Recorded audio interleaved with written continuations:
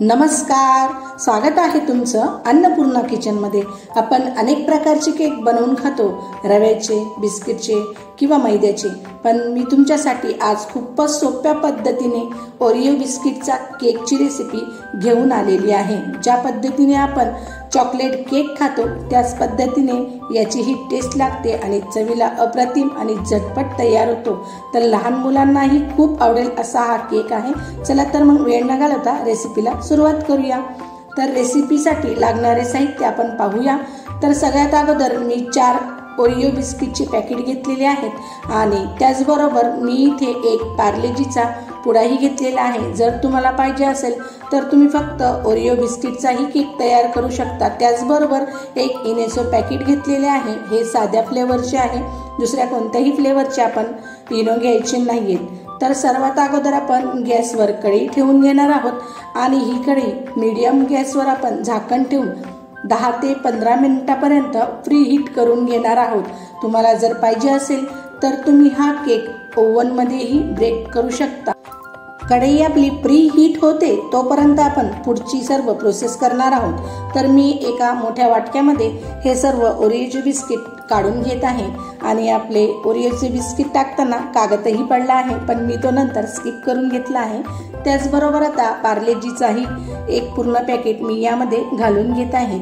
अशा पद्धतीने आपण सर्व बिस्किट हे एका वाटक्यात काढून घेतलेले आहेत आणि आता हाताच्या साहाय्याने व्हिडिओत दाखवल्याप्रमाणे अशा पद्धतीने आपण याचे तुकडे करून घेणार आहोत आणि छान अशा मिक्सरच्या भांड्यामध्ये आपण याची पावडर तयार करून घेणार आहोत। तर त्यासाठी मी अशा मोठ्या मिक्सरच्या भांड्याचा उपयोग केलेला आहे। आता आपण त्यामध्ये तुकडे करून घेतलेले सर्व बिस्किट यामध्ये घालून घेणार आहोत। अशा पद्धतीने सर्व मी बिस्किटचे तुकडे यात घालून घेतलेले आहे आणि आता आपण झाकण बंद करून छान अशी आपण याची बारीक पावडर तयार करून घेणार आहोत। तर तुम्ही पाहू शकता मी याची पावडरही तयार करून घेतलेली आहे आणि मी तुम्हाला मिक्सरचे झाकणही खोलून दाखवत आहे। तर तुम्ही पाहू शकता चमच्याच्या साहाय्यानेही मी तुम्हाला दाखवत आहे।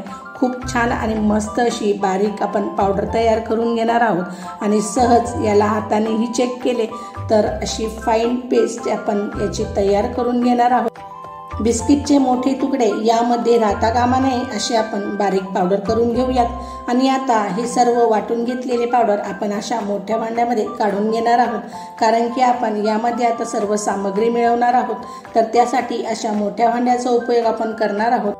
हा केक तयार करताना मी कोणत्याही तेलाचा उपयोग केलेला नाहीये किंवा ड्रायफ्रूटचाही उपयोग केलेला नाहीये।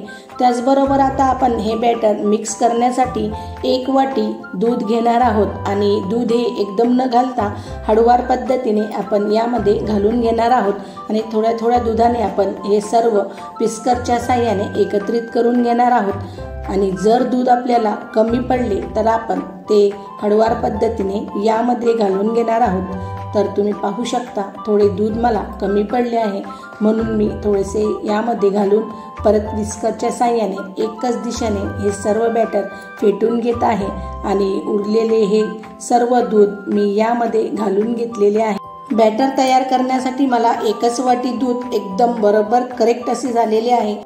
जर तुम्हाला दूध कमी पडले तर तुम्ही या बॅटरमध्ये अर्धी वाटी परत दूध घालू शकता, पण जास्त करून हे बॅटर जास्त पतलेही नाही आणि जास्त घट्टही नाही अशा पद्धतीने आपण तयार करणार आहोत। तर मी तुम्हाला दाखवत आहे अशी कन्सिस्टन्सीप्रमाणे हे बॅटर मी तयारही करून घेतलेले आहे आणि तुम्ही पाहू शकता खूप पातळही नाहीये आणि घट्टही नाहीये।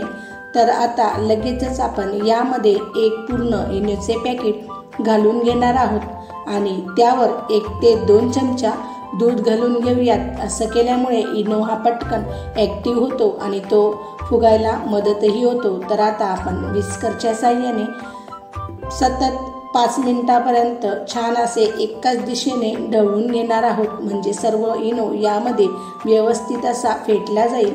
तर अशा पद्धतीने मी सर्व हे बॅटर तयार करून घेतलेले आहेत आणि आता तुम्ही पाहू शकता आता हे बॅटर आपण एका डब्यामध्ये ओतून घेणार आहोत। तर त्यासाठी मी अशा केकचा टिनचा वापर केलेला आहे। जर तुमच्याकडे असा डब्बा नसेल तर तुम्ही कोणत्याही मोठ्या वाटीमध्ये किंवा पातेल्यामध्येही हा केक घालू शकता। तर मी यामध्ये 1 चमचा तेल घालून व्यवस्थित सर्व डब्याला ग्रीस करून घेत आहे, म्हणजे आपला केक याला चिटकणार नाही आणि तो सहजपणे यापासून वेगळा होईल। आता आपण तयार झालेले सर्व बॅटर यामध्ये घालून घेणार आहोत। व्हिडिओत दाखवल्याप्रमाणे अशा पद्धतीने सर्व बॅटर मी यामध्ये ओतून घेतलेले आहे आणि आता हा केक टीन आपण 1 ते 2 वेळा टॅप करून घेणार आहोत, म्हणजे त्यातले एक्स्ट्राचे सर्व बबल्स निघून जातील। आता आपली कढई ही छान अशी प्रीहीट झालेली आहे आणि तुम्ही पाहू शकता खूप मस्त अशी गरमही झालेली आहे। आता यामध्ये मी एका रिंगचा उपयोग केलेला आहे। जर तुमच्याकडे ही रिंग नसेल तर तुम्ही एखादी थाळी किंवा वाटीही यावर उलटी ठेवून हा केक ब्रेक करू शकता।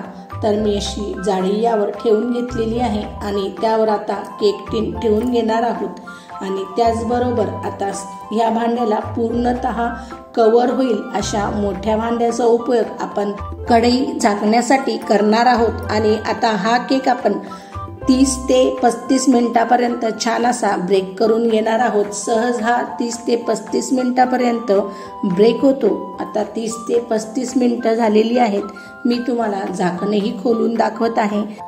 केक व्यवस्थित शिजला की नाही तेही आपण आता चेक करून घेऊयात। तर त्यासाठी अशा सुरीचा उपयोग आपण करणार आहोत।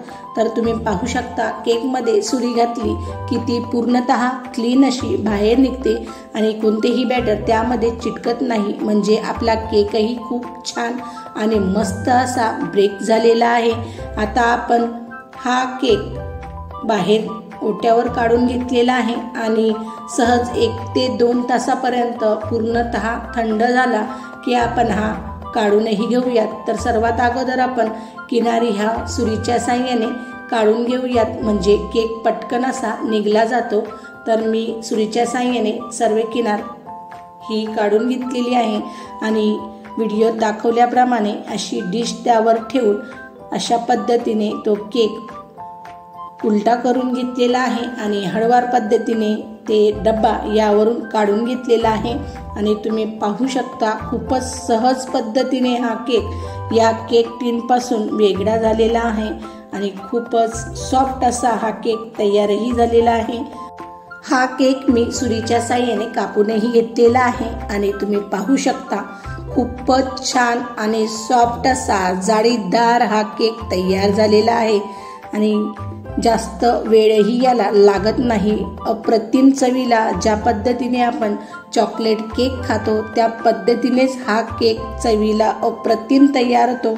जर तुम्हाला कधीही गोड खायचं मन झालं असेल तर हा केक तुम्ही एकदा नक्की ट्राय करा। जर एकदा खाल तर परत परत बनवाल असा हा केक तयार होतो आणि लहान मुलांना तर खूपच आवडतो आणि तुम्ही कधीही हा केक तयार करून एन्जॉय करू शकता। तर खूप कमी साहित्यापासून हा केक मी तयार केलेला आहे आणि हो, हे बिस्किट खूप गोड असतात तर मी यामध्ये साखरेचा उपयोग केलेला नाहीये। जर तुम्हाला आणखीन गोड खायचं असेल तर तुम्ही यामध्ये साखरेचे प्रमाण वाढवू शकता आणि साखर यामध्ये ॲड करू शकता। तर आहे ना सोपी रेसिपी। अशा पद्धतीने तुम्ही ही रेसिपी नक्की तयार करा। या अगोदर मी चॅनलला 2 केकच्या रेसिप्या अपलोड केलेल्या आहेत। जर तुम्ही त्या पाहिल्या नसतील तर मी त्याची लिंक डिस्क्रिप्शन बॉक्समध्ये देत आहे, त्या तुम्ही नक्की पहा।